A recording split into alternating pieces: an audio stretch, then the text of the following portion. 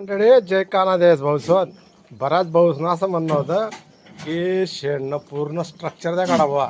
तर स्पेशली तेच न करता आजना व्हिडिओ आहे ते का असं आपण चारा टाकेल रस गव्हाणी राहत असं बनायला याला कोरडा चारा टाकी द्यावा ना खाई राहण्यात. हो आई एक वरतून पत्रा वगैरे आहेत म्हणजे पाऊस जर उन्हा पाणी जर उन्हा तर आडे बकऱ्या आरामतून राहू शकतीस.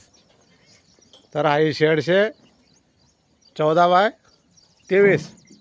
त्यानंतर आई आडे आपण एक बनायचे आईशे 14x23 आडे चारा वगैरे स्टोअर करायसाठी आहे घरचे किंवा आपण थांबणे आडे रातले म्हणा काही म्हणा.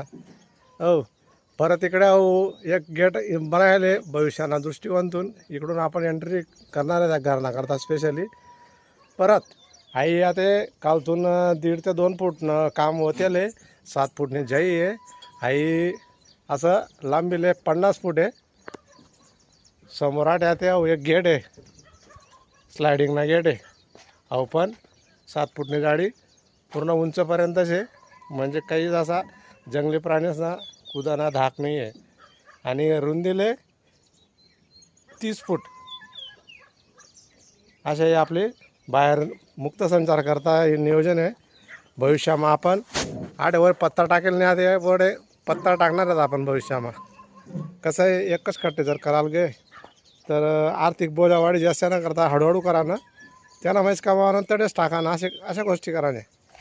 तर देखील भाऊसोन हे असं स्ट्रक्चर आहे. बराच जण म्हणतात कमेंटमा की कितला बाय कितला शेड आहे कितला खर्च उंता खर्च माले दे का ते समोर घर ते बाजूने शेड आणि जे बाहेर जे आहे जाडी मारीचं नाही करेले असा टोटल माले 2,75,000 रुपये लागेलच भाऊसोन. तर आठे आरामतून आता 50x30 म्हणजे आठे आरामतून 40-50 बकऱ्या राहू शकतस. फक्त वर एक पत्राचा खर्च लागेल आपले तेवढाच आहे. देखा भाऊ सर पटना असेल तर लाईक फॉलो शेअर करतात. असंच काहीतरी नवनवीन व्हिडिओ आपण आपल्या पेजवर टाकत राहतस. जय कानादेस भाऊ सर.